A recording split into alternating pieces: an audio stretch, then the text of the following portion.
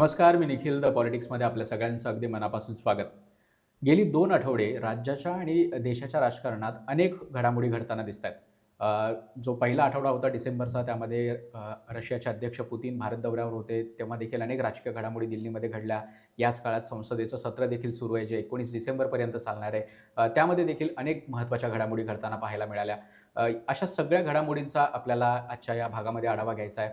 आणि त्यासोबतच सगळ्यात मोठी जी देश पातळीवर घडामोड घडलेली आहे ती म्हणजे भाजपनं त्यांचे जे अध्यक्ष आहेत त्यांचा नाव घोषित केलेलं आहे, कार्यकारी अध्यक्ष.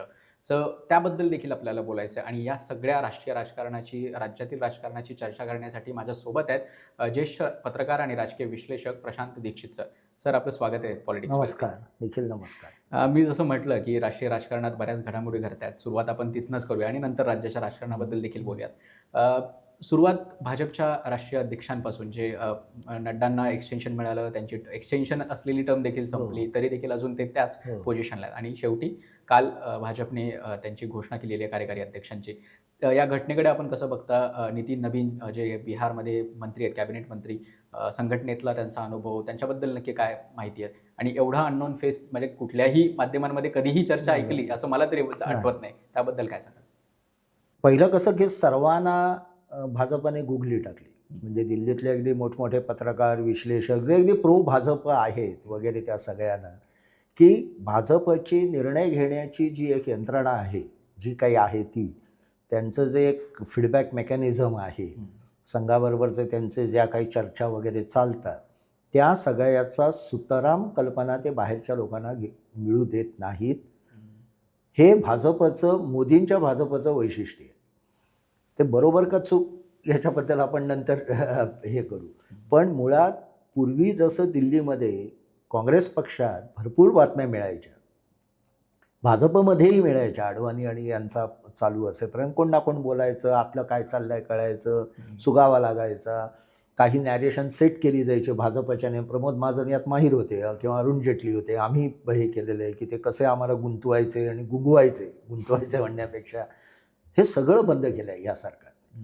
आणि आम्ही ज्या पद्धतीने निर्णय घेतो किंवा आम्ही, तुम्हाला काय पतंग उडवायचे ते उडवा, पण आम्ही मात्र आमची संघटना जोमदार कशी होईल आणि त्याच्यात योग्य व्यक्तीला, इनकोट्स योग्य म्हणजे त्यांच्या दृष्टीने योग्य आहे तो, त्याला प्रमुख स्थान कसं मिळेल किंवा त्याचं काम कसं जोखलं जाईल आणि त्यानुसार त्याला रिवॉर्ड, पारितोषिक कसं मिळेल, ह्याचं एक आमचं म्हणून तंत्र आहे आणि त्याचा बाहेरच्यांना कोणालाही सुगावा लागू देत नाहीत. म्हणजे बाहेरच्यांना म्हणजे पत्रकार तर लांब राहिले, भाजपचे जे म्हणजे भाजप बीड बघणारे दिल्लीतले काही जे पत्रकार आहेत, जे रेग्युलर त्यांच्या पक्षात कार्यालयात सतत जात असतात, तर तिथल्या नेत्यांपैकी कोणाच्याही तोंडी हे नाव आलेलं नव्हतं. जेव्हा संभाव्य जी काही 20 नावं असतील समजा, तर त्याच्यात तरी आहे का, तर त्याच्यातही नव्हतं.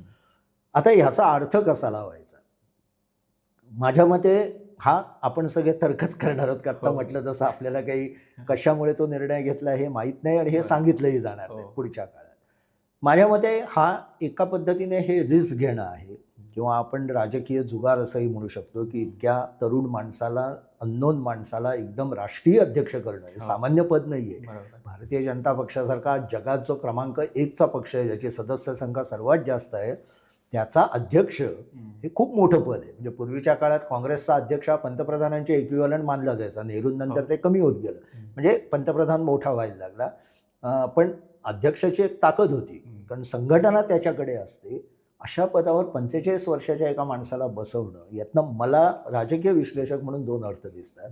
एक तर मोदी आणि शहा यांच्यामध्ये प्रचंड आत्मविश्वास आलेला आहे बिहारच्या निवडणुकीनंतर. कारण काही जणांनी म्हटलंय ते बरोबर आहे की हेच नाव जर का मोदी शहांच्या मनात आधीपासून असतं, तर त्यांनी यांच्या मंत्रिमंडळात, नितीश कुमारच्या मंत्रिमंडळात त्यांना शपथ घ्यायला कशाला दिली असती. किंवा असंही म्हणता येईल की संपूर्ण लोकांना अंधारात ठेवायचं म्हणून ते मुद्दाम जे काही आहे ते चालू ठेवलं गेलं.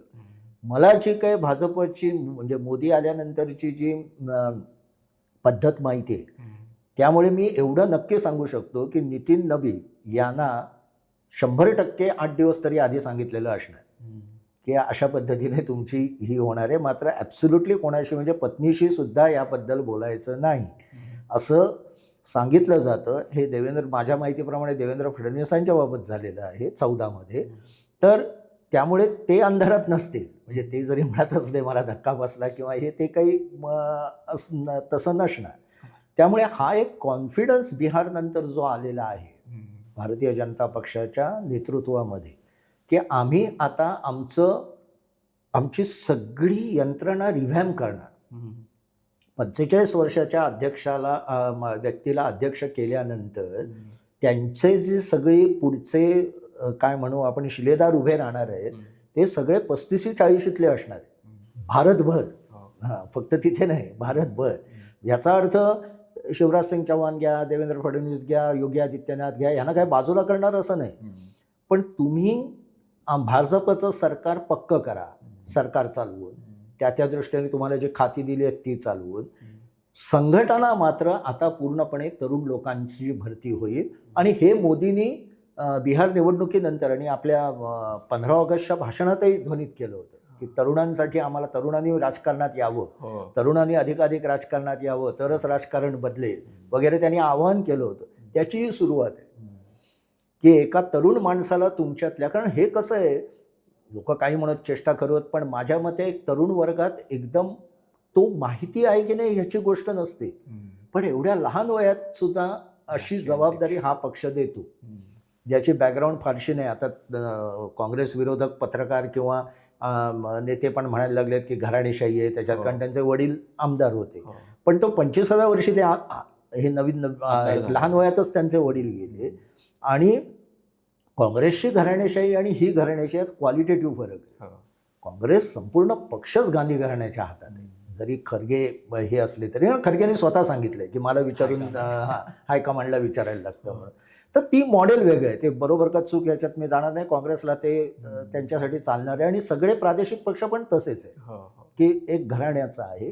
अशा वेळेस देशातल्या तरुणांना भारतीय जनता पक्ष एक मेसेज देतो की तुमच्यात काम करणारा कोणी असेल आणि तो नीटपणे पक्षासाठी काम करत असेल, संघटनेत रुतलेला असेल, तो गाडून घेऊन काम करत असेल, तर त्याला इतकं मोठं पद पण आम्ही देऊ शकतो. हा एक भाग.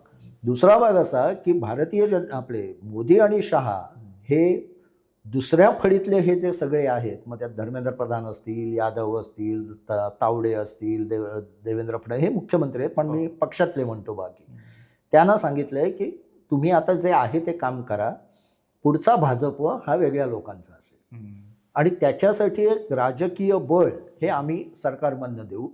संघटना मात्र आता नव्या लोकांची असेल, नवे लोक पदाधिकारी येतील, नवे लोक ठिकठिकाणी, सगळीकडे काही एक झटपट होणार नाही, पण ह्याची सुरुवात त्यांनी करून दिली.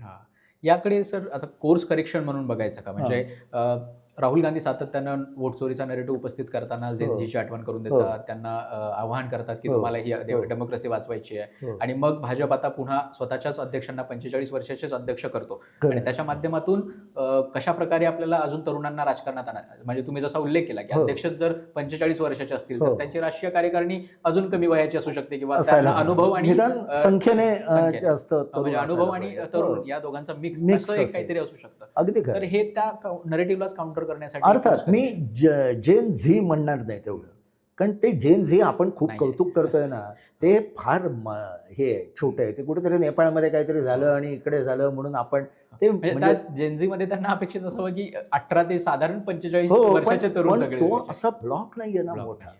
म्हणजे कसं आहे माहितीये का, भारतीय राजकारणाचं आत्ताचं स्वरूप प्रताप भानू मेहताने ते चांगलं सांगितलं होतं की मोठं कसं झालंय की सगळ्या सेक्शनमध्ये आता गट पडलेले आहेत. म्हणजे तरुण म्हणजे एक असा तरुण पकडता येत नाही, महिला म्हणजे एक असा महिला वर्ग पकडता येत नाही.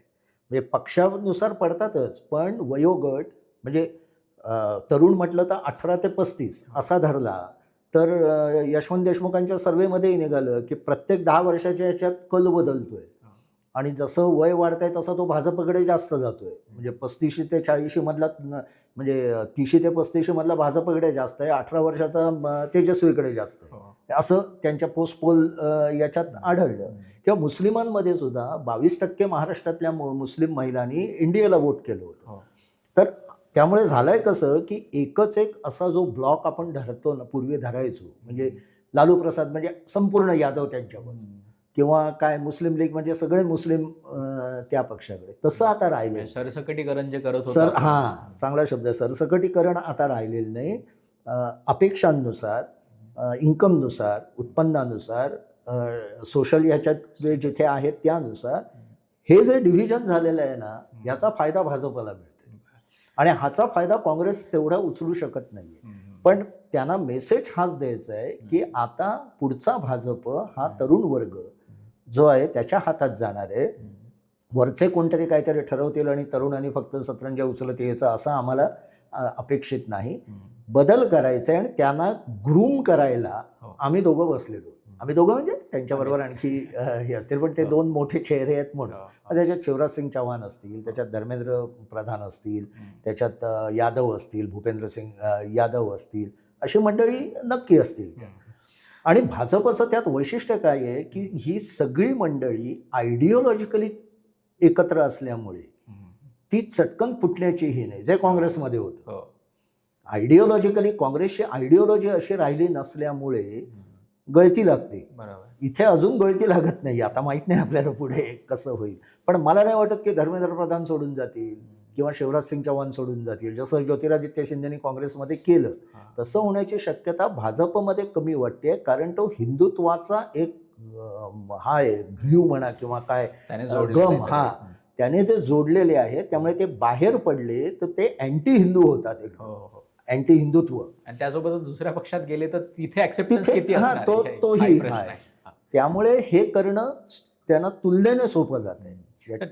नितीन नवीन जे कार्यकारी अध्यक्ष घोषित झालेले आहेत त्यांची नियुक्ती भाजपवर किंवा संघावर देखील मोदी शहांचा कंट्रोल एक प्रकारे आहे अशा दृष्टीने बघायची का? म्हणजे याचं म्हणण्याचं कारण की आपण जी नावं सगळी चर्चेमध्ये ऐकली होती, भाजपचा अध्यक्ष कोण होईल, त्यामध्ये शिवराज सिंगांचं नाव होतं, भूपेंद्र यादवांचं नाव होतं किंवा मनोहरलाल खट्टरांचं नाव होतं. अशी सगळी मोठी मातब्बर नेते, इव्हन देवेंद्र फडणवीसांचं देखील नाव होतं. तर अशी सगळी मातब्बर नेते सोडून एक अननोन चेहरा जो कधीही कुठल्याही पब्लिक लाईफमध्ये फार असा आपल्या परिचयाचा नव्हता, मे बी संघटनेमध्ये तो फार परिचयाचा असेल पण आपल्याकडे नव्हता तसा. तर हे सगळं भाजप आणि म्हणजे भाजपचं कंट्रोल सगळं मोदी शहाकडे आहे आणि त्यांच्या भविष्याच्या रणनीतीनुसार या सगळ्यांची नियुक्ती आणि त्याची वाढ होतीये पक्षाची, असं बघायचं का? 100%. आणि दुसरा भाग त्यातला असा, तू जो म्हणाला अननोन चेहरा, त्याच्यात मला एक शहाणपण म्हणा किंवा स्ट्रॅटेजी अशी दिसते की आम्हाला प्रसिद्ध चेहरा नकोच होता. तो यासाठी नको होता की पुढच्या सत्ता संघर्षात तो प्रॉमिनंटली पुढे यायला नको. सत्ता संघर्ष पुढे जो होणार आहे तो असं म्हणतात की मुख्यतः तो अमित शहा, योगी आदित्यनाथ, काही प्रमाणात देवेंद्र फडणवीस आणि हेमंत बिश्व शर्मा यांच्यात असू शकेल. आपण पोस्ट मोदी पद्धत याच्यात बोलतोय. अशा याच्यात हा चेहरा आत्ता आम्हाला तसा नकोय, आणखी वाढवणारा.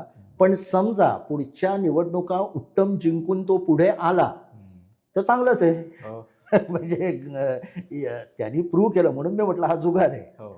म्हणजे कसं आहे की तो क्रिकेटच्या भाषेत सांगायचं तर 1 डाऊन तुला खेळायला दिलेलं आहे, ओपनिंग बॅट्समन आहे, 1 डाऊन तू एकदम 5व्या 6व्या नंबरवर होतास, ते वर यायचं आहे, प्रूव्ह रन काढ, तुला आम्ही वरती घेतो. नाही काढलंस ठीक आहे, आम्ही दुसरा कोणतरी शोधू. पण त्यांच्या समोर पण ही जी मंडळी तू जी उल्लेख केला सगळी, त्यांनी त्यांची कामं जी संघटना बलवान करायची, सरकार प्रशासन उत्तम चालवायची ती आहे, त्याच्यावर लक्ष द्यावं. एक एक राज्य पकडून ठेवण्यावर लक्ष द्यावं आणि ह्या नवीन मंडळींना त्यांनी तयार करावं असं. आणि हे संघाच्या याच्यानुसार चालतं. म्हणजे संघाचं कार्यकर्ता प्रशिक्षण हा जो एक वेगळा भाग असतो त्याच्याप्रमाणे हेच चालतं. आणखी एक मी मुद्दा इथे मांडू इच्छितो की आपण जे समजतो ना मोदी आणि भागवत यांच्यात फार टसल आहे, हे आहे, मला ते तितकंसं पटत नाही. मायनर हे असतात की कुठे 2 व्यक्ती समोर आल्या की ते होतं. त्याचं कारण असं, संघाचा इतिहास जर का 100 वर्षाचा आपण नीट पाहिला तर मला 2 मोठे प्रवाह दिसतात, परंपरा दिसतात म्हणा किंवा प्रवाह दिसतात म्हणा. एक डॉक्टर हेडगेवार, देवरस आणि भागवत, आणि दुसरा आहे तो गुरुजी गोळवलकर, राजेंद्र सिंग नी ही मंडळीमध्ये होती तो. हेडगेवार, देवरस आणि भागवत यांच्यात मला समान सूत्र हे दिसतं की सरकार बरोबर राहिलं पाहिजे, सरकार आपलं पाहिजे, धोरणं आपण ठरवली पाहिजेत, ज्या योगे आपल्याला जो त्यांच्या मनात भारत आहे, हिंदुस्थान आहे, तो आपल्याला पुढे लोकांसमोर नेता येईल किंवा त्या दिशेने हिंदुस्थानचा चेहरा, भारताचा चेहरा जाईल. त्यामुळे भागवत सरकार टिकेल, सरकारला फार अडचण येईल किंवा त्याबाबत ते मोदींच्या बुद्धिमत्तेला अग्रक्रम देतील स्वतःच्या पेक्षा. म्हणजे जो संघर्ष वाजपेयी आणि रज्जू भैया किंवा सुदर्शन यांच्यात झाला तशा पद्धतीचा संघर्ष इथे होण्याची अजिबात शक्यता नाही. कारण सत्तेचं सुख आणि सत्तेची ताकद ही संघाला आता कळलेली आहे. नितीन नबीन यांच्या नियुक्तीवरून असा देखील प्रश्न आहे की जे भाजप 2024च्या निवडणुकीमध्ये बहुमतापासून दूर राहिलं, 30-33 जागा जवळपास दूर होतं, त्यानंतर असं वाटत होतं की कुठेतरी कॉन्फिडन्स कमी झाला आहे. त्यानंतर राहुल गांधी सुद्धा त्यांना डिवचण्यासाठी सातत्याने उल्लेख करायचे की कॉन्फिडन्स लो झालाय का. मग अशा स्थितीमध्ये 1-2 वर्षात किंवा 1-1.5 वर्षात अशी काय स्थिती बदलली आहे की आता त्यांना हवं तो व्यक्ती ते हव्या त्या पदावर बसवू शकतात, हवे तसे बदल करू शकतात स्वतःच्या. आणि यासोबतच प्रश्न की जर नवीन यांना आता राष्ट्रीय अध्यक्षपदाची संधी मिळाली आहे तर गुजरात म्हणजे बिहारमध्ये तर आता डेफिनेटली काही बदल होतीलच. म्हणजे ते स्वतः बिहारमध्ये कॅबिनेट मंत्री आहेत. त्यासोबतच आता राष्ट्रीय पातळीवर देखील काही मंत्री जाण्याची किंवा दुसरे काही लोक मंत्रिमंडळात येण्याची शक्यता कशी वाटते? साधारण मोदींचा जो कामाचा पद्धत आहे त्याच्यात 2 वर्ष ते काही करत नाही. 2 वर्ष आता जेव्हा होतील, या मे महिन्यात 2 वर्ष होतील केंद्र सरकारला, 26 मध्ये, त्यावेळे ते काही तू म्हणतोस तसे बदल होतील. पण ते पक्षांतर्गत हे असतील, फार वाद निर्माण होणारे किंवा यातले नसतील.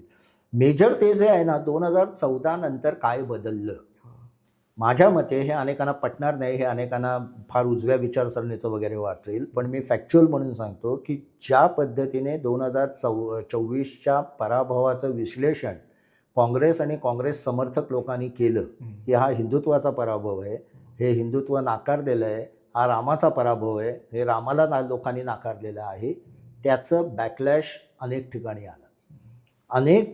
म्हणजे जे ह्यांना नको होतं व्हायला, काँग्रेस आणि यांना, ते आपोआप झालं. आणि शिवाय त्याच्यात वेगवेगळ्या योजना हे ते याचा पार्ट आहेच. कारण ते गव्हर्नन्स म्हणजे मोदींनी काय केलं आहे, मोदींनी एका बाजूला इमोशनल हिंदुत्व आणि दुसऱ्या बाजूला डिलिव्हरी करणारी यंत्रणा, आणि जी तुमच्या डायरेक्ट खात्यात आणून पैसे टाकते किंवा हे करते, ह्या दोन्हीचं कॉम्बिनेशन आहे. आत्ता जे केरळमध्ये घडलं आहे, LDFचा जो पराभव झालाय, LDFने किती योजना दिल्या होत्या, कोणी अभ्यास केला? 2-2 हजार रुपये प्रत्येकाच्या खात्यात टाकले होते, पेन्शन वाढवली होती, त्यांनी पण केलं होतं. पण तरी सुद्धा लोकांनी हे केलं. किंवा मी अनेकदा म्हणतो तेलंगणात काय झालं, BRSने भरपूर योजना दिल्या होत्या. ह्याच्या वेळी काय होतं की आयडिओलॉजी प्लस डिलिव्हरी, हे जे गुजरातपासून त्यांनी कॉम्बिनेशन आणलं, त्याच्यावर त्यातली आयडिओलॉजी त्यांनी एकदम बलवान करायला सुरुवात केली 2024चा फटका बसल्यानंतर.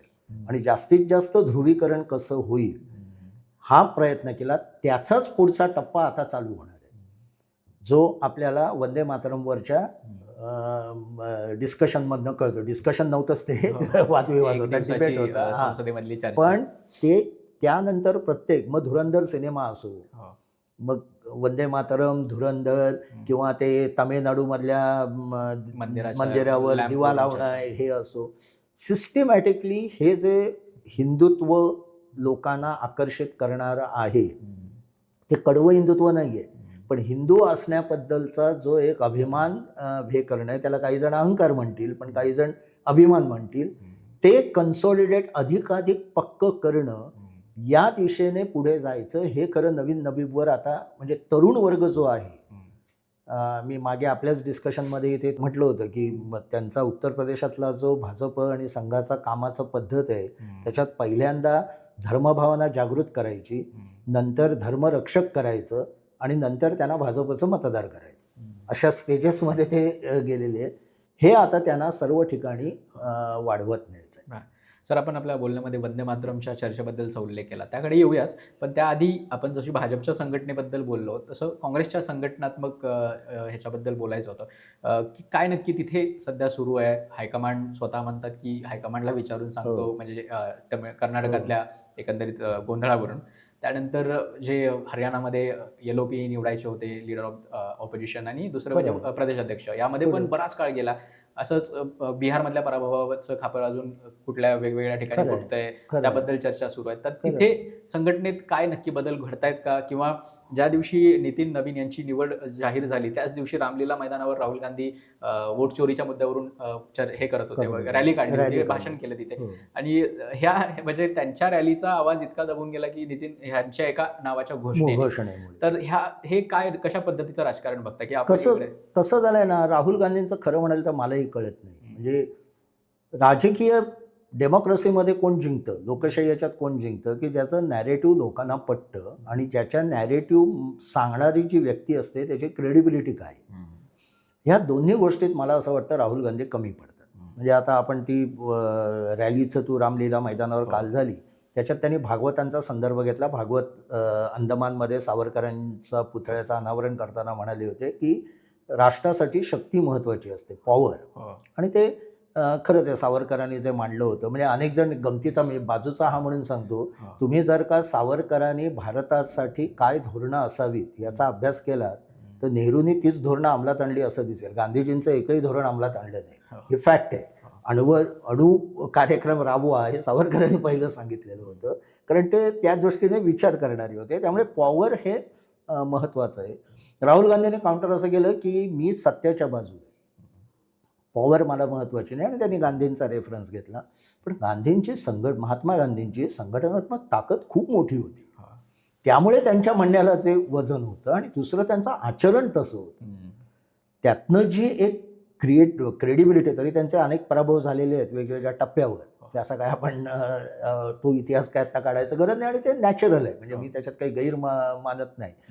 पण तशी तुमचं बॅगेज खूप मोठं आहे ना, तुमच्यावरचा जो तुमच्या वाडवडिलांनी ज्या पद्धतीने कारभार केलेला आहे, जो नरेंद्र मोदी आणि अमित शहा पुन्हा पुन्हा उकरून काढतात, तिथे खरा प्रश्न असा विचारला पाहिजे की ठीक आहे त्यांनी चुकीच्या गोष्टी केल्या, त्या रिपीट करण्यासाठी तुम्ही नाही आहात, तुम्ही क्वालिटेटिव्हली आणखी वर जाण्यासाठी आहात. म्हणजे इलेक्शन कमिशनरची निवड करताना ते एकमार्गी करत होते, हे मलाही माहिती आहे, मीही पाहिलेलं आहे. शेषन जेव्हा म्हणजे ॲग्रेसिव्ह झाले तेव्हा नरसिंहरावांनी काय केलं हे सगळं मी दिल्लीत होतो तेव्हा मी पाहिलेलं आहे. पण आता पुढचा भारत घडवताना तुम्ही जर का अशी सिस्टीम केली असती की ज्याच्यात विरोधक आणि सत्ताधारी यांना तुल्यबळ स्थान आहे आणि शिवाय थर्ड पर्सन आहे, तर तुम्ही कुठेतरी एक वरच्या पातळीवर नेलं असं लोकांनी म्हटलं असतं. लोकांना त्याची अपेक्षा नाही आहे, तो वेगळा भाग. पण मी थोडं तरी, फार हाय मॉरल नको, पण थोडं तरी तुम्ही क्वालिटेटिव्ह चेंज करायला पाहिजे होता.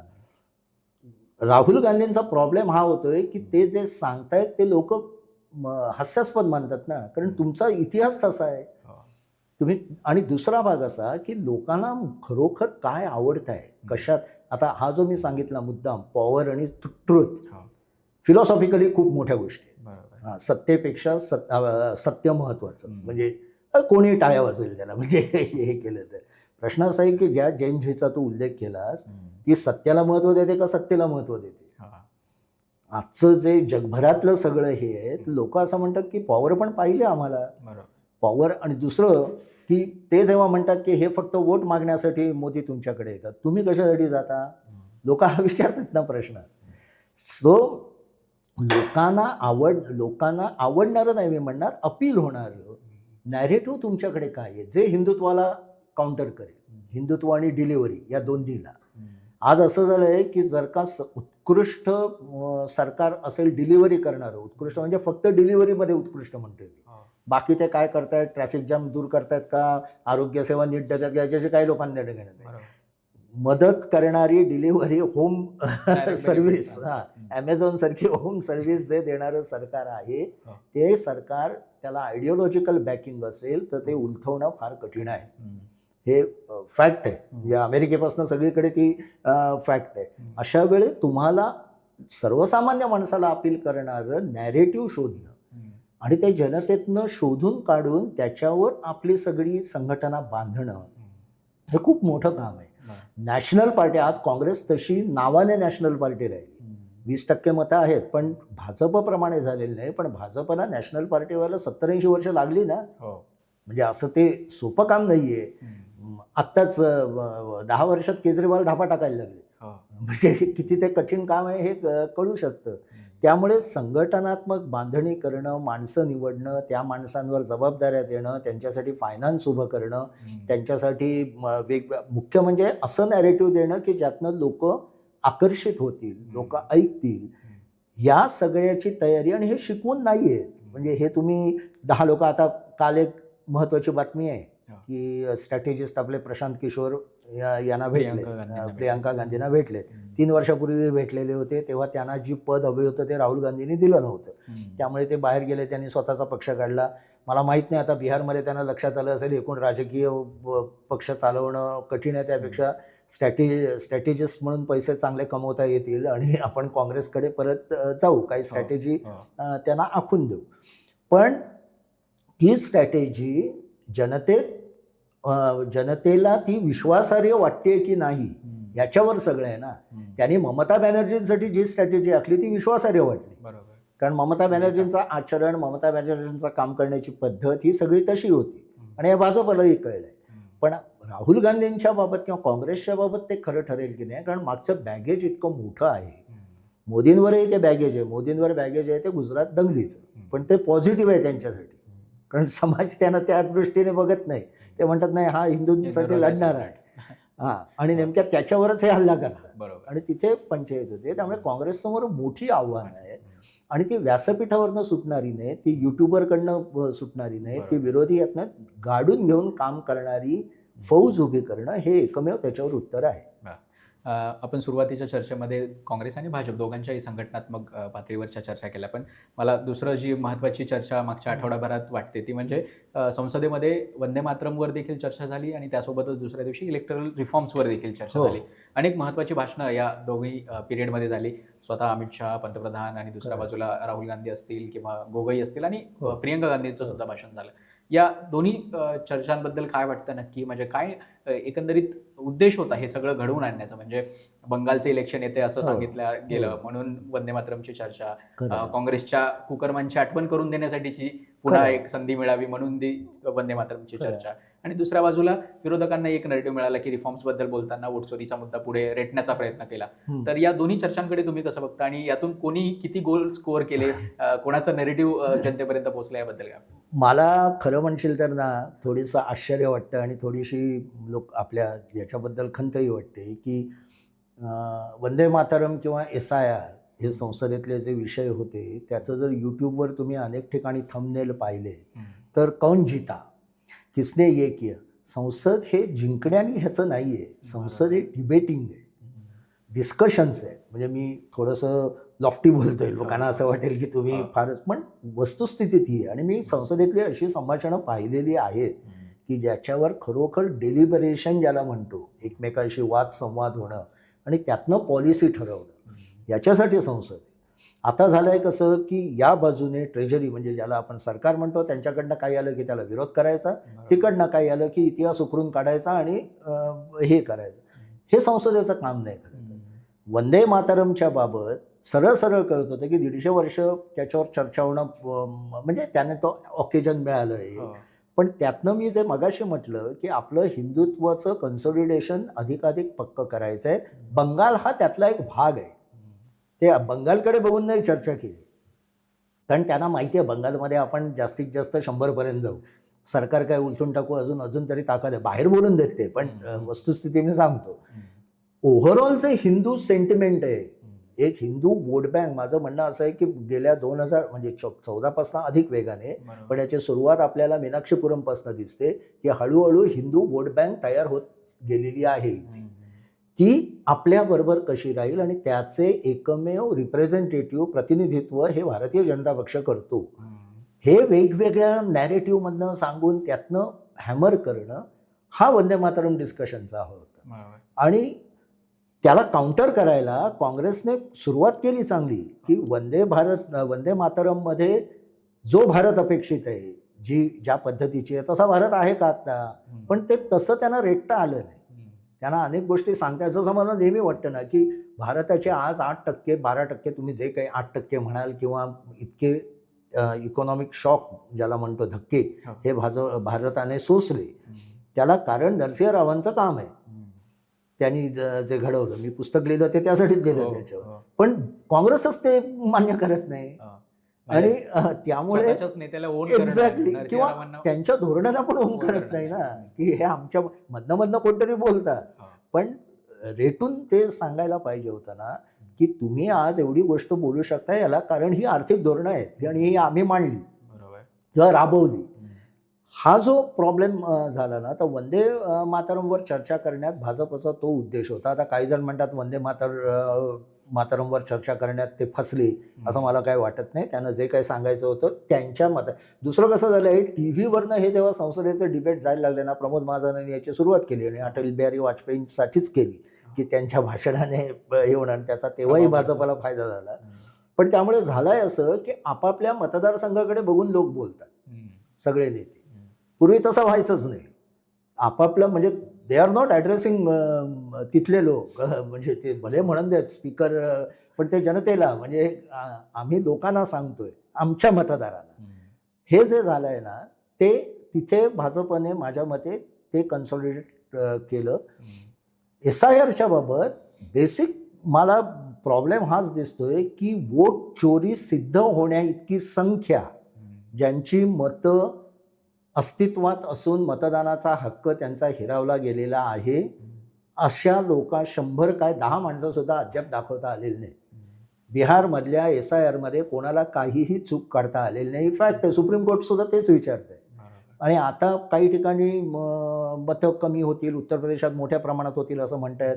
गंमत म्हणजे उत्तर प्रदेशात हे जे नवीन त्यांचे अध्यक्ष झालेत, पंकज चौधरी, त्यांचं कालचं भाषण ऐकण्यासारखं आहे. ते भाजपमधले फॉल्ट लाईन पण दाखवणार आहे आणि SIRमध्ये भाजपची कशी पंचायत होती हे पण सांगणार आहे. 4 कोटी मतं कमी झाली आणि ती भाजपची असं म्हणलं. एक्झॅक्टली, असं ते म्हणतायत. आणि दुसरं म्हणजे माझी पहिली टास्क पक्षातले मतभेद मिटवून सर्वांना एकत्र आणणं आहे. म्हणजे इनडायरेक्टली ज्यामुळे 2024मध्ये पराभव होण्यामागे हे एक कारण होतं. असं अनेक यशवंत देशमुखांपासून अनेक तिकीट वाटपात योगी आदित्यनाथला बाजूला ठेवलं, इंटरनल पॉलिटिक्स झालं, शहांचा गट वेगळा, योगी आदित्यनाथचा वेगळा, आणखी तिथले स्थानिक वेगळे. हे म्हणजे जे काँग्रेसमध्ये पूर्वी बोललं जायचं ते बोलले, की अंतर्गत विसंवाद आहेत पण आम्ही ते सॉल्व्ह करू. तर या फॉल्ट लाईन दिसत आहेत म्हणजे हळू, आणि त्या काय असणारच सर्व पक्षात. त्यामुळे SIRच्या बाबत कन्व्हिन्सिंगली काँग्रेस काहीच बोललं नाही. म्हणजे आजही तुम्ही रामलीलाचं बघाल तर म्हणजे राहुल गांधी किंवा प्रियांका हे काय म्हणते, सबको मालूम आहे की ये वोट चोर है. कसं मालूम आहे? तुम्ही कसं हे म्हणू शकता? लोक हसतात अशा विधानाला. जर का तुम्ही एक 5,000चा मोर्चा नेला असता, हे 5,000 लोक, यांची ही कागदपत्र आणि हे बघा, यांचं मत यांना मतदानापासून रोखलेलं आहे किंवा यांचं मत गेलेलं आहे, केवढा तरी परिणाम झाला असता. किंवा तुम्ही सुप्रीम कोर्टात जात नाही, तुम्ही तिथे जाऊन ॲफिडेव्हिट देत नाही, लोकांना पटत नाही. जर काय तुम्ही इतके कन्व्हिन्स आहात तर तिथे जा ना. त्यामुळे म्हणून मी म्हटलं तसं, नॅरेटिव्ह कुठलं लोकांना अपील होत आहे हे यांच्या अजून लक्षात येत नाहीये. हे म्हणजे मला विचारलं तर माझ्याही लक्षात येत नाहीये, म्हणजे काउंटर करायला काय करावं. पण जबाबदारी त्यांच्यावर आहे ना, त्यांना पक्ष चालवायचा आहे. जसं आपल्याला काय नॅरेटिव्ह पुढे न्यायचं आहे याच्याबद्दल भाजपकडे कम्प्लीट स्पष्टता आहे, पूर्ण. आपल्याला हिंदुत्व जास्त वाढवायचं आहे आणि डिलिव्हरी सिस्टीम आपली सरकार जास्तीत जास्त कार्यक्षम करायचं आहे. म्हणजे प्रशासन, ज्याला आपण सर्वसामान्य लोकांपर्यंत आपल्या योजना कशा जातील त्या दृष्टीने काम करायचं आहे. हे अगदी सुस्पष्ट नॅरेटिव्ह आहे आणि ह्यातनं पक्ष वाढवायचा आहे. मग असे मी म्हटलं तसं, धर्माबद्दल आकर्षण, नंतर धर्माबद्दल अभिमान आणि नंतर भाजपचं मतदान, ही जी स्टेजेस आहेत या पद्धतीने जायचं आहे. तसं काँग्रेसकडे मला दिसत नाही. त्यामुळे SIR आणि वंदे मातरममध्ये हिंदू कन्सॉलिडेशनमध्ये भाजपने धडपड केली, बऱ्यापैकी माझ्या मते ते यशस्वी झाले. SIRमध्ये त्यांनी खणखणीत उत्तर दिलं असं माझं मत आहे, कारण लॉजिकल बोलले अमित शहा, अनेक गोष्टी लॉजिकल बोलले. आणि दुसरा भाग, तिथे मला खरंच म्हणजे मी एक्साईट झालो होतो ते बघताना, की जेव्हा अमित शहाने असं सांगितलं की मी आधी बोलतो, तुमचे जे काही आक्षेप आहेत ते सांगा, त्याला मी रात्री 12 काय 1 वाजून दे, मी उत्तर द्यायला इथे बसलो. घ्यायला होतात ना तो चान्स, तुम्ही त्याचं उत्तर देण्याच्या आधीच निघून जाता. म्हणजे हा पळकुटेपणा झाला ना. तुम्ही पार्लमेंटमध्ये सांगायचं ना, भले त्यातनं पुढे काय हो, पण तुम्ही काउंटर, तू या प्रश्नांची मला उत्तरं दिली नाहीस, त्याच्यावर बोला.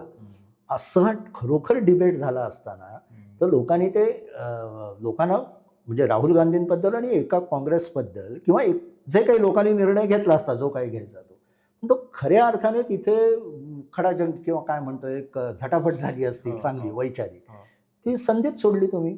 मग तुमची लीडरशिप म्हणून अमित शहाच्या भाषणातली एक वाक्य त्यांनी दोनदा म्हणाले मला वाटतं ते, पण एकदा तरी नक्कीच म्हणाले की हा तुमच्या नेतृत्वाचा पराभव आहे, हा ह्याचा नाहीये मतदान ईव्हीएम किंवा याचा नाहीये. ते खरं झोमणारं होतं पण ते सत्य आहे. आपण आता या सगळ्यांबद्दल चर्चा करताना उल्लेख केला की ह्याच्या युपीमध्ये नवीन प्रदेशाध्यक्षांची निवड झाली, जी बऱ्याच काळापासून पेंडिंग होती आणि त्यामुळे राष्ट्रीय कार्यकारिणीची आणि राष्ट्रीय अध्यक्षांची निवड पण राहिली होती. तर पंकज चौधरी जे सध्या एमओएस आहेत फायनान्सचे, त्यांना 7 टर्मचे खासदार आहेत, संधी दिली आहे.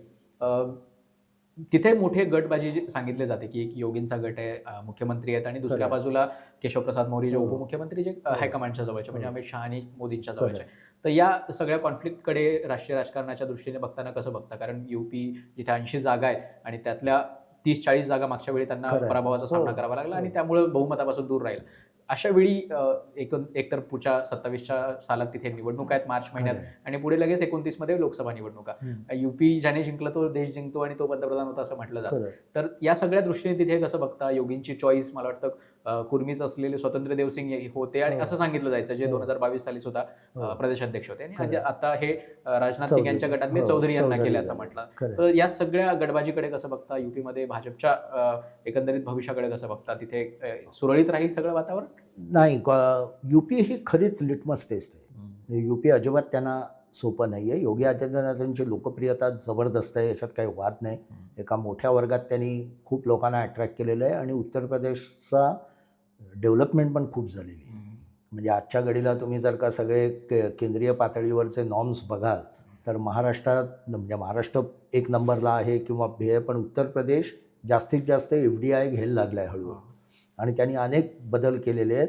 काही जण तर असं सोशॉलॉजिस्ट ठामपणे म्हणतात की अजून 5-1 वर्षांनी तुम्हाला उलटं मायग्रेशन दिसेल, महाराष्ट्रातनं लोक UPमध्ये जातील, इथपर्यंत तिकडे डेव्हलपमेंट झाले.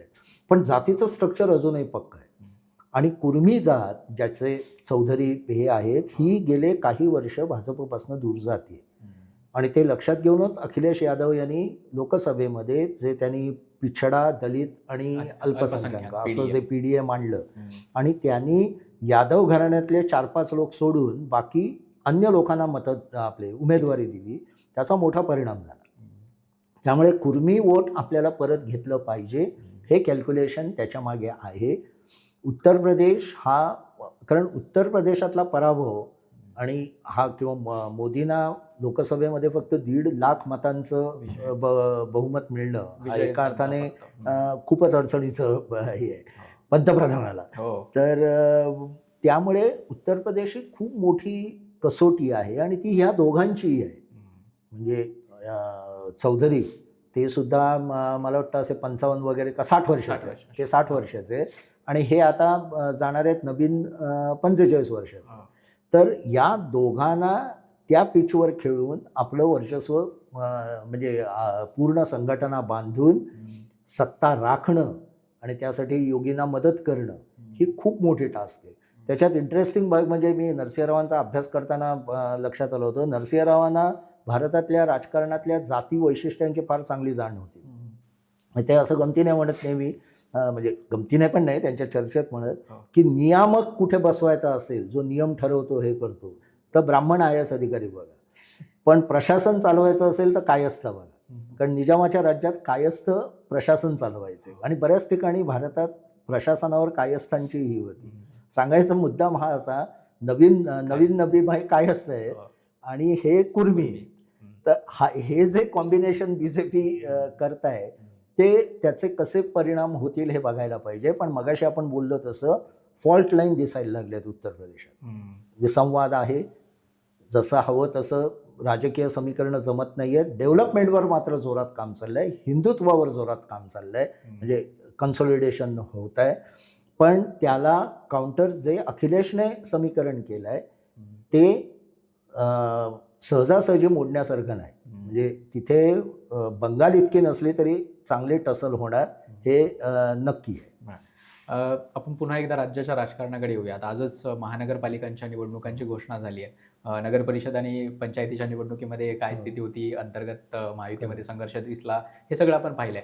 पण येणाऱ्या महापालिका निवडणुका सुद्धा तीनही महायुतीतल्या घटक पक्षांसाठी आणि सोबतच महाविकास आघाडीतल्या घटक खरं आहे. पक्षांसाठी सुद्धा किती महत्त्वाच्या आहेत? नेतृत्वाच्या दृष्टीने देखील फडणवीसांच्या नेतृत्वाच्या दृष्टीने देखील किती महत्त्वाच्या आहेत?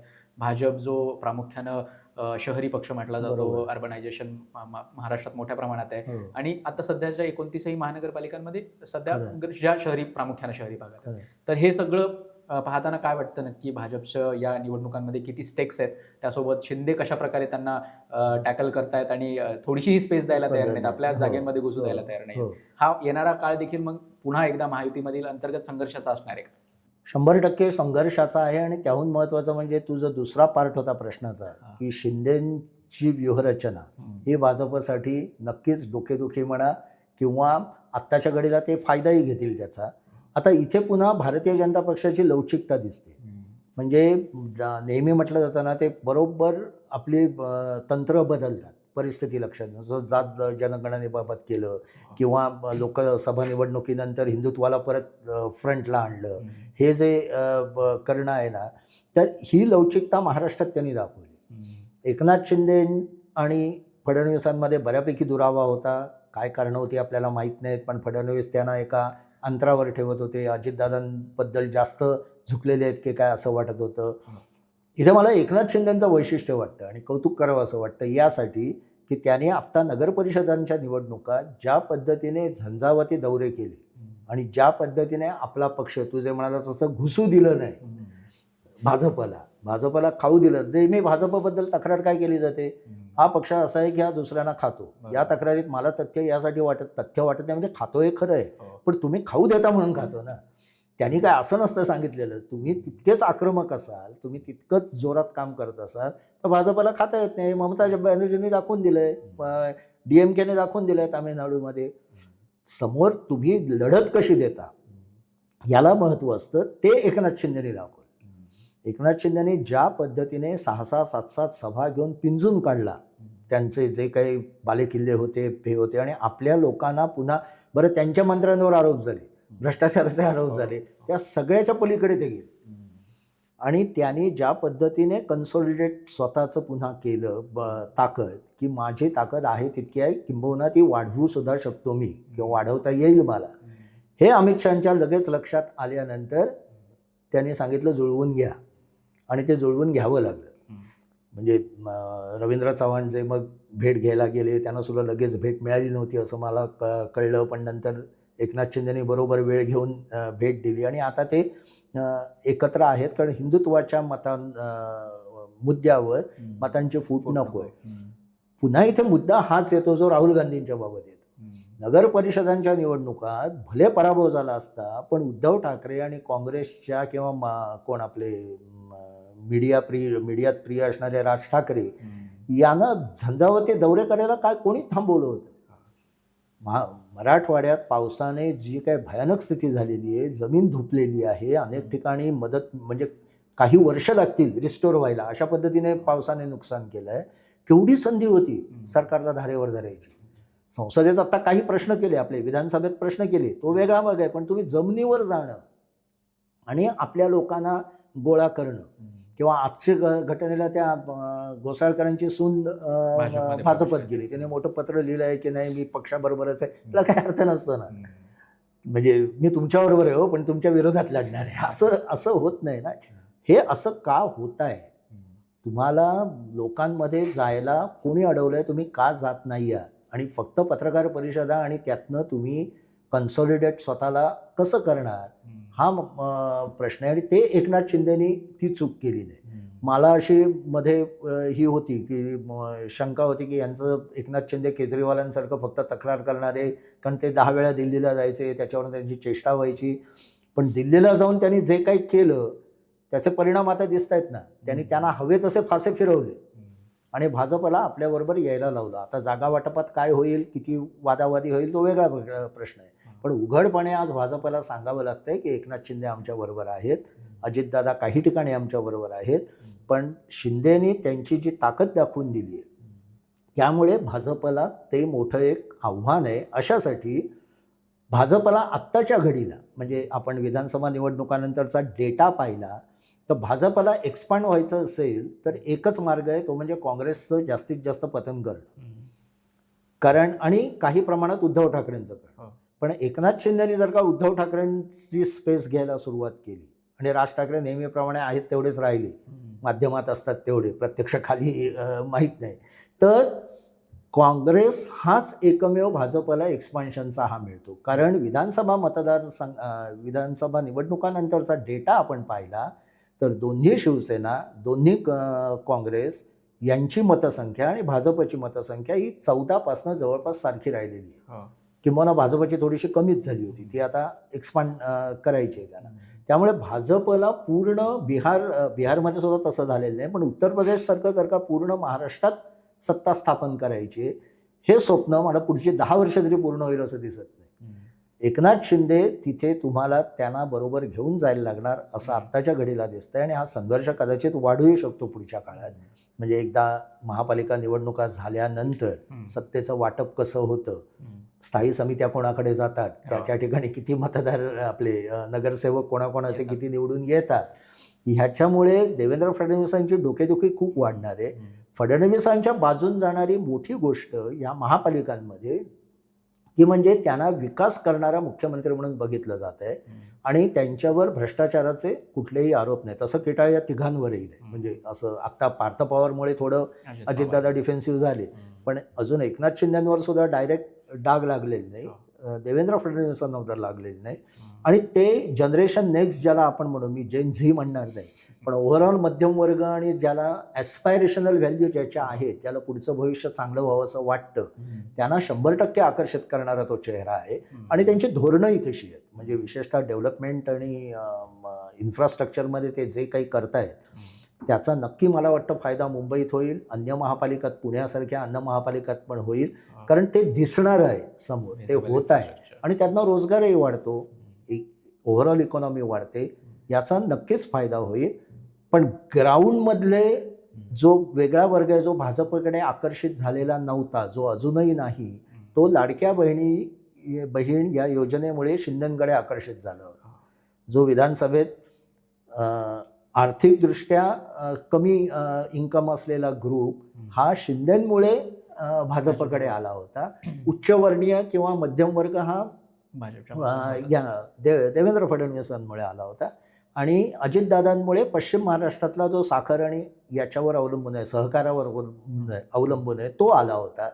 आणि महिला म्हणजे एकूणच सगळ्यांना त्याचं जे कॉम्बिनेशन होतं, त्या कॉम्बिनेशनमध्ये आपली जागा शिंदेनी शाबूत ठेवली आणि आपला मतदार हलू दिला नाही.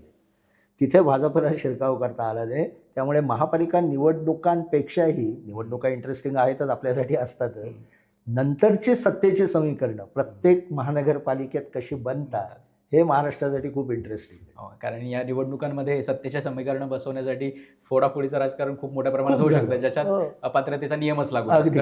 अगदी. तुम्ही जसा उल्लेख केला की शिंदे म्हणजे महाराष्ट्रामध्ये भाजपला ज्या प्रकारचा होल्ड तयार करायचा आहे तो करण्यासाठी अजून साधारण 10 वर्षाचा देखील काल लागू शकतो. आणि त्यासाठी त्यांचं सर्वात मोठं जे बेट असू शकतं ते स्वतः देवेंद्र फडणवीसच आहेत, कारण तेच सगळ्यात मोठे नेते आहेत. 100%. मग हेच कारण आहे का की राष्ट्रात म्हणजे अध्यक्षपदाच्या शर्यतीत त्यांचं नाव घेतलं जात होतं किंवा दिल्लीत पाठवण्याची चर्चा केली जात होती, ती आता कुठेतरी जाऊन थांबली आहे? कारण मला पहिल्यापासून वाटत होतं की त्यांनी दिल्लीत म्हणजे जाण्याची त्यांची इच्छा असेल किंवा भाजप त्यांना घेऊ इच्छित असेल. कारण भाजपला महाराष्ट्र हा मध्य प्रदेश, गुजरात यांच्याप्रमाणे भाजपचा गड करायचा आहे. मग भले तो एकनाथ शिंदेना बरोबर घेऊन नितीश कुमारांप्रमाणे बिहारच्या झालं तरी हरकत नाही असं मला वाटतंय, म्हणजे पुढच्या याच्यात. त्यामुळे तो पाया पक्का होण्यासाठी आता भाजपकडे देवेंद्र फडणवीस सोडल्यास दुसरा माणूस नाही. नॅशनल लेवलवर त्यांना नक्की वय त्यांच्या बाजूने, अजून पुढचं इलेक्शन कसं होतं त्यानंतर 1929च्या निवडणुकीनंतर ते विचार करू शकतात. तर तेव्हाही भाजपची संख्या आत्ता जी 120-22 पर्यंत आहे ती 40 पर्यंत गेली, 140 पर्यंत वगैरे. आणि शिंदे आणि यांचं व्यवस्थित सरकार बनलं परत, तर ते कदाचित केंद्रात जाण्याचा विचार, कारण तेव्हा केंद्रातली पण समीकरणं बदललेली असते, म्हणजे नेतृत्वाची. नरेंद्र मोदी जवळजवळ किती 80च्या जवळ गेलेले असतील, 78-79, आणि एकूणच सगळी समीकरणं, नवा चेहरा लागणारच आहे. अँटी इन्कम्बन्सी वाढलेली असेल, हळूहळू. तुम्ही जेव्हा 15-20 वर्ष सत्ता घेता तेव्हा आपोआप त्याचे परिणाम दिसतात.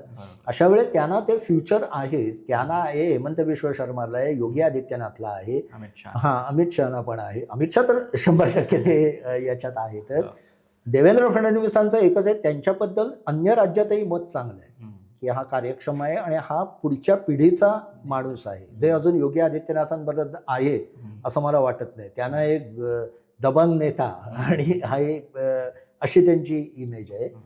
पण 29 पर्यंत पुढची विधानसभा होईपर्यंत मला वाटत नाही, अनलेस काही वेगळंच घडलं तर देवेंद्र फडणवीस इथनं हलतील. तू म्हणतेस तसं त्यासाठीच त्यांना महाराष्ट्रात पाय भाजपचे पक्के होण्यासाठी त्यांना काम करायला इथे लावलेलं आहे. सर, चर्चेच्या शेवटाकडे येताना पुन्हा एकदा भाजपच्या ज्या संघटनात्मक बदलांसंदर्भात जी नितीन नवीन यांची निवड आहे ती अशा अर्थाने बघायची का की एकतर मोदी आणि शहांचा टोटल कंट्रोल भाजप या संघटनेवर आणि त्यासोबतच स्वतः पंतप्रधान नरेंद्र मोदी त्यांचे अतिशय जवळचे मित्र असलेले अमित शहा यांना पुढच्या कार्यकाळासाठी तयार करण्यासाठी किंवा त्यांना पंतप्रधान पदासाठी प्रमोट करण्यासाठी म्हणून या सगळ्या लोकांवर आपला होल्ड राहावा म्हणून असे अननोन चेहरे प्रमोट करतायत. जसं मध्य प्रदेशात मोहन यादव असतील, भजनलाल शर्मा राजस्थानात आहेत किंवा रेखा गुप्ता दिल्लीमध्ये आहेत. अशा सगळ्या अननोन फेसेसला प्रमोट करत राहणं आणि त्यातून मग त्यांची शक्ती जर तयार झाली तर ती अमित शहांच्या पाठीशी राहील किंवा नाही झाली तरी होल्ड अमित शहांचाच पक्षावर राहील. ह्या दृष्टीने या सगळ्या घटनांकडे बघायचं असू शकतं. मला एक दुसरं हे वाटतं, कारण गेले वर्ष म्हणजे हे सरकार आल्यानंतर 2024च्या नंतर अनेक महत्त्वाच्या धोरणांवर संसदेत सरकारच्या वतीने अमित शहा बोलतात मोदींच्या पेक्षा. मोदी फार कमी वेळा हे करतायत, त्यामुळे ते अशा ह्यातनं मेसेज सतत देत असतात. दोन गोष्टीत त्यांना अजिबात त्यांनी पुढे येऊ दिलेले नाही. एक म्हणजे परराष्ट्र धोरण, त्याच्यात ते आणि जयशंकर, मोदी आणि जयशंकर हेच असतात, जे पंतप्रधान पदाच्या क्वालिफिकेशनमध्ये एक महत्त्वाची ही आहे. दुसरा भाग असा की अमित शहा हे उत्तम स्ट्रॅटेजिस्ट आहेत, संघटना बांधणीत उत्तम आहे, पण एक जो वेगळा ऑरा लागतो तो त्यांना अजून कमवायचा आहे. कमवता येणार नाही असं नाही. आपल्याकडे अनेक जण नंतर नरसिंहराव झाले तेव्हा त्यांच्याकडे कुठे होतं, म्हणजे कोणाला माहितीही नव्हतं. दुसरा भाग असा की कुठेतरी संघ आणि मोदी असं ठरवतायत की काय, हा केवळ अंदाज आहे की व्यक्तिनिरपेक्ष संघटनाच मोठी झाली पाहिजे. म्हणजे जे पूर्वीच्या काळी आपल्याकडे चूक म्हणून म्हटली जाते की महात्मा गांधी ठरवत, मग नेहरू ठरवत, मग इंदिरा गांधी ठरवत, आता प्रादेशिक पक्षांमध्ये असंच होतं. आत्तापर्यंत शरद पवार ठरवत, आता अजितदादा ठरवत, बाळासाहेब ठाकरे ठरवत. याच्या पलीकडे जाऊन भाजपमध्ये आता मोदी ठरवत आहेत. पुन्हा तसंच झालं आहे, कारण मत खेचणारा एक कोणतरी लागतो. पण संघटना इतकी मोठी करायची की या संघटनेत कोणीही आणून बसवला तरी पक्ष विजयी होईल, जे त्यांनी गुजरातमध्ये केलं आहे. गुजरात मॉडेल जे आहे त्यांचं, कोणाला माहिती आहेत गुजरातचे आत्ताचे मोदी गेल्यावर मुख्यमंत्री, पण 50%च्या वर मतं खेचतायत सगळेजण. काही प्रमाणात त्यांनी मध्य प्रदेशात केलं आहे, म्हणजे शिवराज सिंग चौहान सारखा चेहरा बाजूला केला. मामाजी इतके लोकप्रिय होते, मी भास्करसाठी काम करायचो तेव्हा मला माहिती आहे, घराघरात नाव होतं, त्यांना बाजूला केलं. काही हे नाही, पक्ष तर तसाच राहिला आहे. राजस्थान अजून तसं जमलेलं नाही. तर या पद्धतीने नॅशनल लेव्हलवर हे फार टास्क मोठी आहे. तर अशी द्यायची संघटना इतकी बलवान करायची, जी एकेकाळी पश्चिम बंगालमध्ये आपले CPM लेफ्ट यांचं होतं. ज्योती बसू हा मोठा चेहरा होता, पण संघटना इतकी मोठी की संघटनाने सांगितलं तुम्ही पंतप्रधान नाही व्हायचं, जे नंतर ते पस्तावले की आपण हे करायला पाहिजे होतं. या पद्धतीने आपल्याला कुठेतरी न्यायचं आहे, असं धोरण आहे की काय माहीत नाही. त्यामुळे आमच्याकडे भरपूर शिलेदार आहेत, कोणीही त्याच्यात पुढे मागे होऊ शकतो, पण आम्हाला संघटना ही त्यांच्यावर नेऊन उभी करायची आहे. त्याला तितका पॉलिटिकल बेस 50%च्या वर जो काँग्रेसला स्वातंत्र्यानंतर होता तो मिळवून देणं ही माझी टास्क आहे असं मोदी समजत असावे. आणि त्या लेवलला मला भाजपला पुढच्या काळात नेऊन ठेवायचं आहे, असा हा एक माझा अंदाज आहे. आणि मगाशी तू म्हटलंस तसं हे जे त्यामुळे वेगवेगळे गड जे पक्के करायचे त्या कामाला योगी आदित्यनाथ, हेमंत विश्व शर्मा, देवेंद्र फडणवीस या सगळ्यांनी पूर्ण ताकद द्यावी. म्हणून तुम्ही राष्ट्रीय राजकारणात पक्षाच्या याच्यात पडू नका.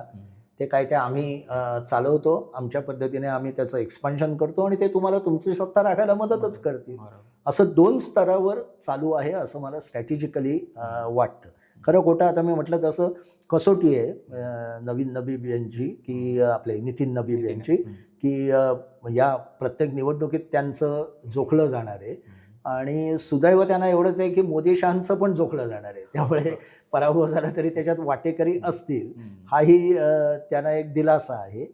पण हे खूप इंटरेस्टिंग चाललंय जे काही चाललंय ते, आणि दुर्दैवाने काँग्रेसमध्ये आपल्याला म्हणजे चांगला विरोधी पक्ष आपल्याला हवा आहे, पण तिथे या पद्धतीचं चर्निंग, या पद्धतीचं फार पुढचं 10-10 वर्षाचं प्लॅनिंग हे आपल्याला अद्याप दिसत नाही. सर आपले खूप खूप आभार. आपण सविस्तरपणे जे संसदेमध्ये चर्चा झाला त्याबद्दल सुद्धा आणि भाजप राष्ट्रीय अध्यक्षांबद्दल सुद्धा, जे सध्या कार्यकारी असले तरी येणाऱ्या काळात अध्यक्ष होतील याबद्दल अतिशय सविस्तर चर्चा करता आली. अशाच प्रकारची चर्चा पुन्हा कधीतरी वेगवेगळ्या विषयांवर करता येईल. पण आज इथेच थांबू. धन्यवाद. धन्यवाद.